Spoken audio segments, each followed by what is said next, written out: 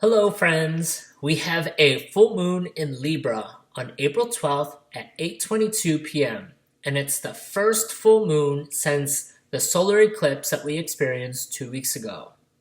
It's also known as the pink moon.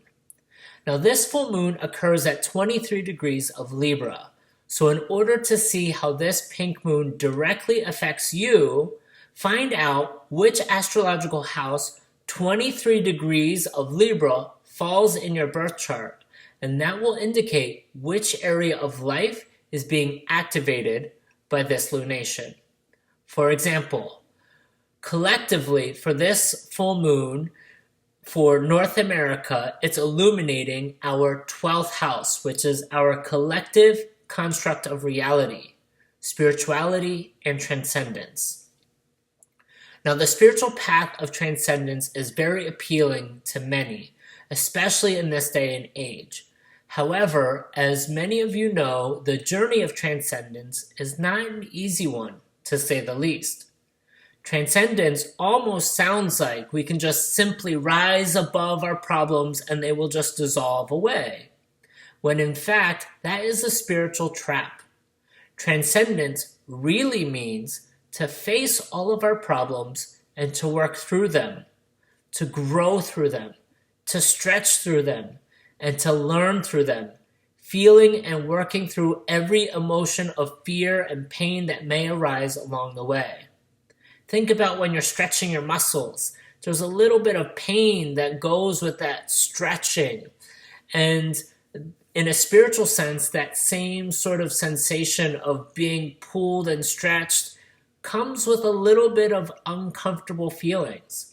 So this full moon may bring up some bumps and hurdles for us to navigate along our journey of the soul. Now, since we're exploring such profound and yet ethereal territory, this lunation, let's expand our current perspective and get very clear on what a full moon is, beyond our idea of what astronomy has to offer us. Now, every time the moon reaches its fullness, it is an astrological illumination, a cosmic spotlight shining on a personal inner cycle, a fractal pattern that repeats in our life or in our lifetimes, or illuminates a soul contract that we all uniquely experience on an individual basis that can be felt deep within our emotional body, especially if we're open, available, and attuned to our more subtle frequency bodies. Now, this divine current of energy affects each of us in different ways, depending on how the full moon is activating our natal blueprint, the configuration of stars, the moment that we chose to become alive in this reality, this physical existence that we know as planet Earth.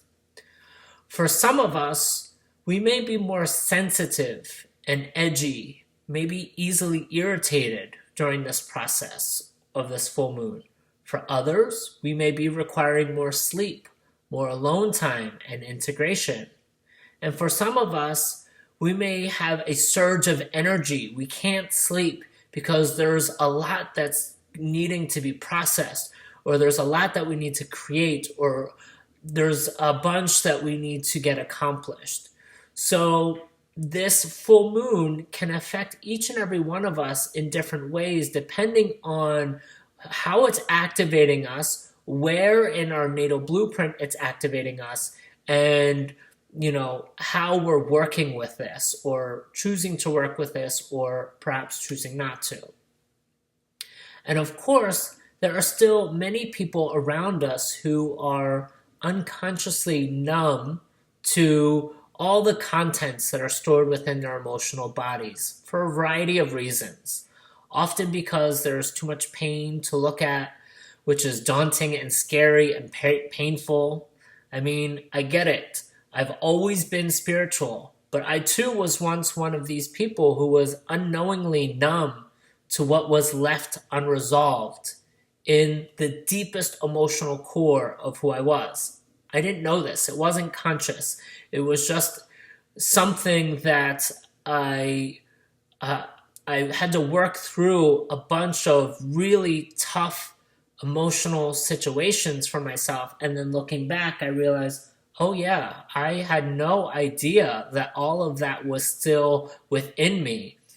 I numbed my unresolved emotions by keeping my mind busy, looping in a repeating cycle of overworking, living for the weekend, or my next vacation, or my next goalpost that I set for myself.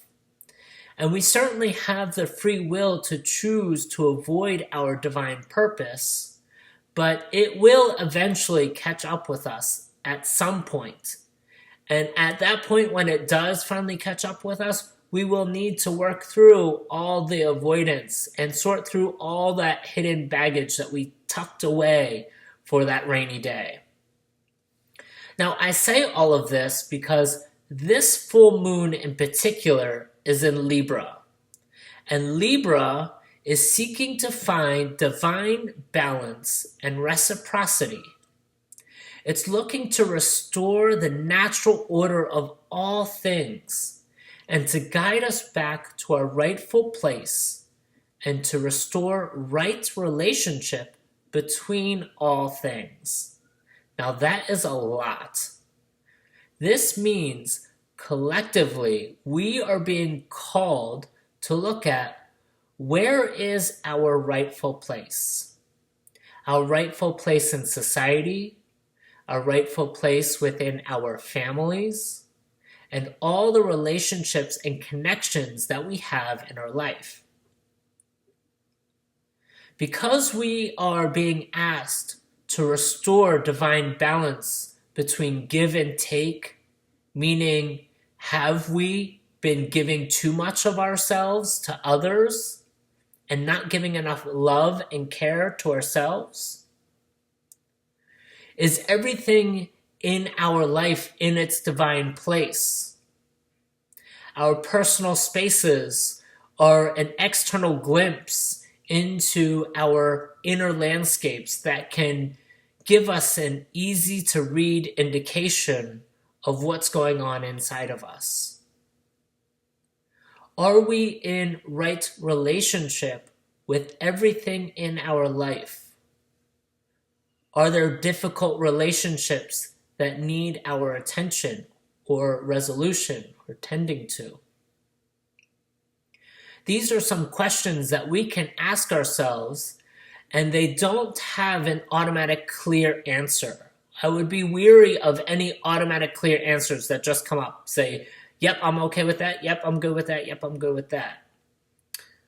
I would sit with these questions because these are the deep questions that require us to ponder with genuine and authentic honesty and openness, allowing our responses to arrive in quiet times of solitude, peace, and stillness. This powerful Libra moon is opposite Chiron, which is conjunct the sun. Now, Chiron is our inner wounded healer, and the sun is the divine consciousness, the light codes of life and consciousness that brings life to everything on this planet. This divine configuration is actively healing and working to resolve the places within us that may be fragmented, unresolved, out of balance, or neglected, which means we may find ourselves getting triggered in uncomfortable situations. This is a cosmic reflection to where we are being called to grow, an invitation to strengthen ourselves, to work through our baggage, and to stretch our capacity to embody more unconditional love, forgiveness, compassion, and wisdom. Libra is ruled by Venus, and Venus has just come out of being retrograde and is now stationary direct, and she's in Pisces where she's exalted, meaning she is at her most powerful expression. And she's also conjunct Saturn, the North Node in retrograde, and Mercury.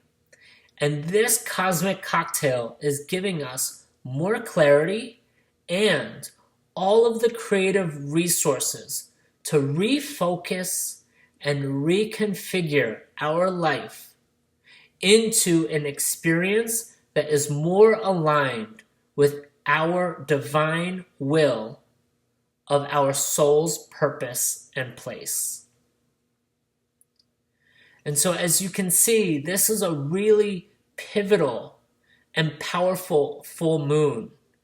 The first of the full moons that are coming after that solar eclipse.